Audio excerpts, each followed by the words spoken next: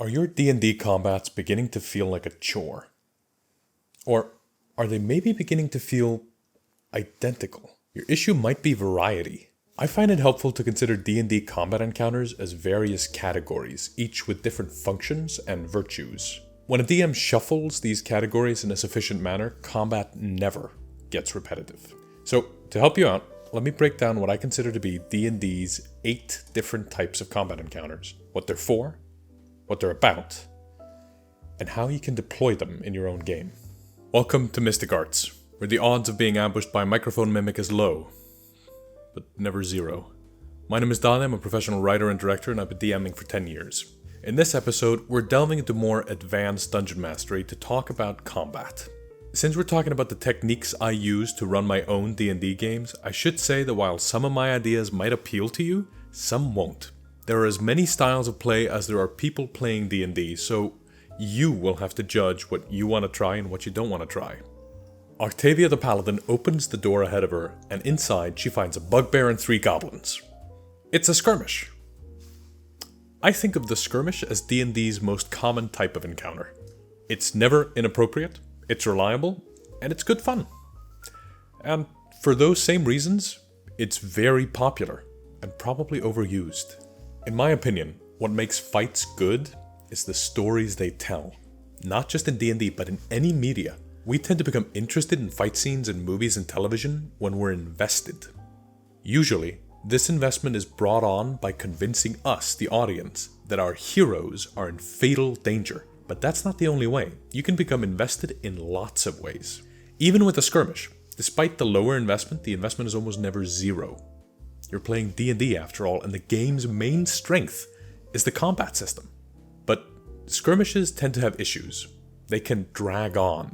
There might be an overall lack of objectives, or there might be a lack of novelty. And while there's a dozen ways to fix all that, something I'll talk about in an upcoming video maybe, there is a simple solution. Change what type of combat you're running. If you change a few fundamental assumptions, while keeping everything else the same, like the PCs, the stat block, those boring old goblins might suddenly seem fresher than before. Instead of opening a door and finding the goblins, what if the goblins find the players first? The ambush. An ambush immediately presents a story to the players. You're flat-footed, you don't know what's going on, and crucially, you're about to find out. A good ambush presents a narrative hook, a dramatic question. What happens next? First, an arrow comes out of the eastern tree line and hits Silas the Barbarian. That's fine, he's a big lad, he can take it.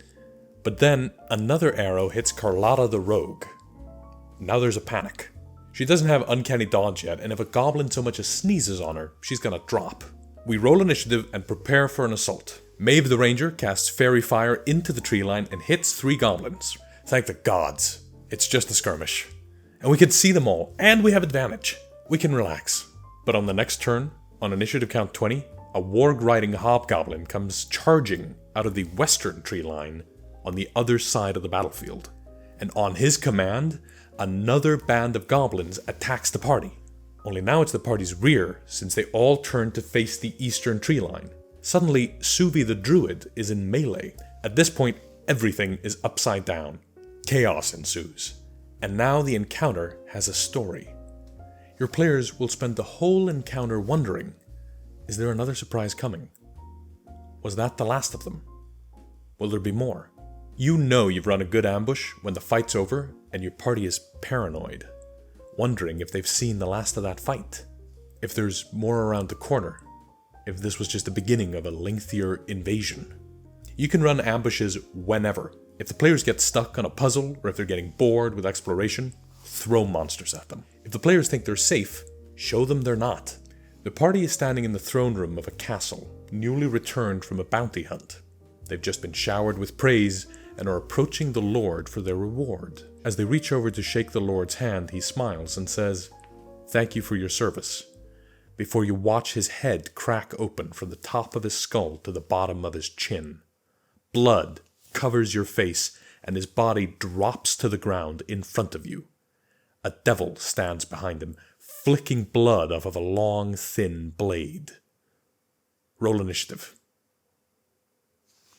What just happened? What's going to happen next? Now the players are invested. But what happens when the players get the drop on the enemy? Well, you're thinking of the targeted strike, which is a lovely gift to give your players. Octavia the Paladin spots the enemy she's been tracking for a week. Argos the Stormwielder, a towering cyclops with a magic battle axe, and with him is his warband of elite ogres and goblin minions. Only, Argos hasn't seen our heroes yet. Neither have the ogres or the goblins. They're just sitting around a campfire unaware of the heroes, plotting the destruction of a nearby town and drinking to the occasion. Tomorrow morning they destroy this town unless you can get the drop on them tonight. Octavia instructs the party to prepare. They cast preparation spells, drink potions they've been hoarding, coat their weapons with that wyvern poison they found in the dungeon a few miles back, and then they prepare a volley of ranged attacks. It's going to be fantastic. A targeted strike allows your players to feel in control. They might not feel all-powerful, since they never would have been able to take this encounter under normal circumstances, but by getting the drop on the bad guys, they've tipped the scales in their favor. Players will feel smart, in control, like they're punching above their weight. That's what this encounter is about. Plus you, as the DM, get to deploy an encounter that's well beyond the player's reach. Suddenly the impossible becomes possible. What's great about a targeted strike is they become an excellent tool to deploy as a part of a non-linear game. Like a reward. It's like a reward. Let's say you're 13th level then, and this army of goblin minions aren't much of a threat. Then you're dealing with a horde of bad guys. Not just a large skirmish or a fight with lots of bad guys, but a huge fight, with hordes of monsters flooding the battlefield. 60 goblins come along and you're fighting them all. Fights like this aren't about being in mortal danger, they're about resource management. Usually, the Horde of Bad Guys works best when it's the prelude to another type of fight. So what happens to your resources in this fight matters in the next one. What exactly does resource management look like in a fight like this? Maybe the Horde of Bad Guys fight could be won by breaking an elemental gem to summon a fire elemental, which might then set the monsters on fire and they burn to death. But maybe you want to keep the fire elemental for later. Keep hoarding your items for another month, you'll use them one day. You could have Suvi the Druid use all her high-level spell slots to cast Cone of Cold to make short work of the bad guys. But then she can't use her high-level slots in the next fight. Then again, if you don't spend any resources, the Horde of Bad Guys is going to whittle down your hit points. And then you'll be low when the next fight around the corner picks you all off like sitting ducks. If A, then B. If B, then A. So the players have to mix and match, making moment-to-moment decisions based on chance. That's a game. Plus, it gives your players the feeling of being the Avengers, tearing through an army of faceless CGI bad guys. The opposite of a horde of bad guys, then, is the elite team. A handful of powerful, named villains with a large variety of abilities, obvious class roles, and legendary powers. That's an elite team. This encounter is built up over multiple sessions. These elite villains might have already shown up as boss fights in the past, or maybe terrifying NPCs that have threatening dialogue with the players. NPCs who praise the arch-villain of the campaign. What's great about an elite team is they provide a unique spin on the average combat experience. Some of the most out-of-the-ordinary combat you'll ever experience. And the joy for you, the DM, is to create them. You get to give these guys special abilities and characteristics, basically make a character, like a player character. You can finally pretend to play D&D. Because Lord knows you're not gonna. Still, you're probably better off using stat blocks. A character sheet is a lot for this, I never managed it. You could even make custom stat blocks, I love doing that. If you're familiar enough with the monster manual, and in a crunch, you could always mix something together. Here's a few combos to try. A chain devil might be joined by a necromancer, a bodak, and a white or two. Or, if your players have been really bad, you'll run a planetar, and his trusty steed, a unicorn, and their compatriots, the war priest and the gyno sphinx. You know an elite team encounter is going well if it feels boss battle adjacent. The elite team offers a story of equally matched teams duking it out, like versus like, fighting fire with fire. Of course, what you thought might have been one combat type could turn out to be a completely different one. I once introduced 3 elite soldiers for my players to fight. I gave them names, titles, the works. I thought I'd made an elite team encounter. But then, 2 of the players found out where these guys were held up, and they initiated a targeted strike. What followed was a bloodbath. My elite team was annihilated by 2 PCs in a couple of rounds. Which brings me to the Stomping Ground. Sometimes your players really want to be reminded of how much they kick ass. Give them that joy. Have your high-level party be threatened by some roadside bandits only to send them packing. Have a goblin boss threaten to tear the party limb from limb only to be subsequently crushed. What makes these encounters especially fun is how you roleplay the bad guys. I see a few approaches. You could have a resounding surrender. Bad guys throw their weapons to the ground and beg the players for mercy. You could depict complete denial. The bad guys never for a moment question their mortality, up until the moment they're crushed. You could even depict the monsters as being wicked until death, gnawing away at the PCs until they die horribly violent deaths. Your job here, just like in every fight by the way, but especially here, is to lose gracefully. You're the bad guys, and in stories bad guys lose. The heroes are swatting flies. You're the flies. Buzz buzz. I like making little barking death noises when these guys go down just to emphasize the player's might. The more spectacularly you lose, the better. You'll have opportunities to humble the PCs later. Speaking of which, let's talk about the boss battle.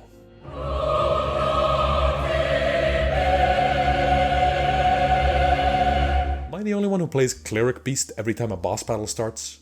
I just love the Pavlovian response my players have at this point. When talking about boss battles, I'm of course talking about adventure-ending fights, campaign enders, the climax of your epic saga. Most of the fights I mentioned before now I don't consider particularly deadly. Players probably shouldn't die to an ambush or a targeted strike, and certainly not to a stomping ground. But in a boss battle, lives are supposed to be on the line. That's why we're here. We're at the end of the adventure. Everything we've done so far was in service to getting us to this moment. It should be the most dramatic, the most deadly, the most insane thing you've done so far. I think it's okay for PCs to die in boss battles. I certainly have never minded being killed in a boss fight. And I think most players understand that when they face the final villain, death is on the line. When I ran my level 20 end boss for a 6-year campaign, my 7 PCs died 13 times. The players had some diamonds, some spells, deals with the Raven Queen, you know, level 20 stuff. Only one of the players died and didn't get better. I'm getting better! No, you're not. You'll be stone dead in a moment. That sucks, but it was the end of the adventure. Rest in peace, Lazarus. Bosses should have legendary actions, abilities that work without a saving throw, abilities that challenge the rules of the game, break convention, and yes, humble players. I really like giving my bosses a second phase, like in video games. Mythic Odysseys of Theros and Fizban's Treasury of Dragons both outline rules for mythic creatures.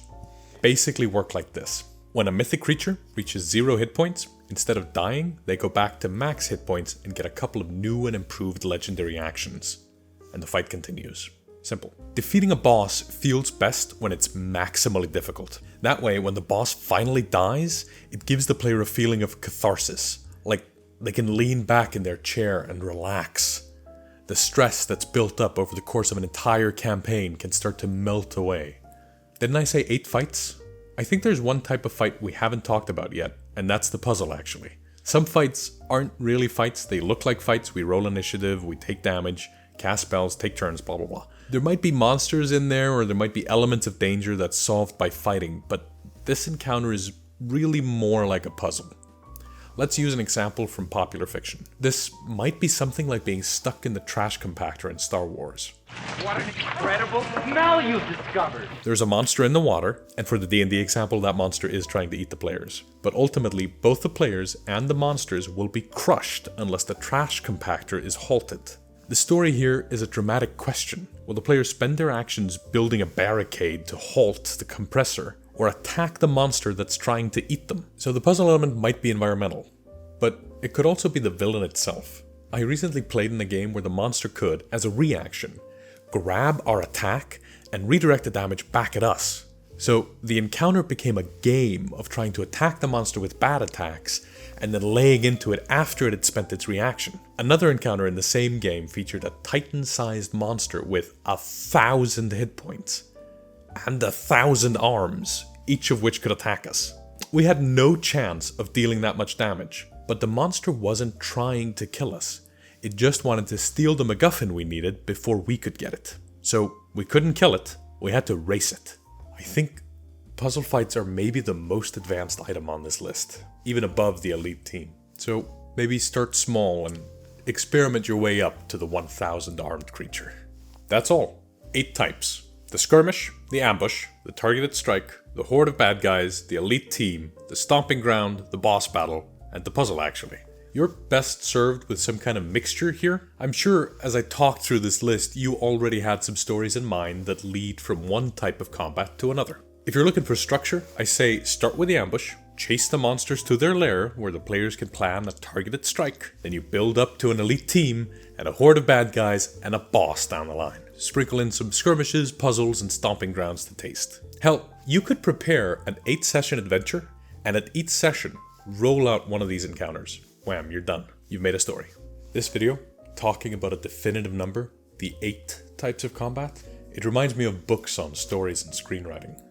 Ronald Tobias wrote about mastering the 20 plots, Christopher Booker about the 7 basic plots, George Pulte wrote about 36 types of scenarios. Of course, they all disagreed on the number. I'm sure you'll point out that 2 of my types of combat are actually just one type and slightly different, or that I'm completely missing another type of combat encounter, but this is about how I tend to think of combat encounters, the 8 types of encounters and how I use them in my games. And that's it. That's where we'll pick it up next time. Thanks so much for watching. If you found this video useful, let me know in the comments or by hitting the like button, and if you want to see more like this, try subscribing. Until next time, keep studying the mystic arts.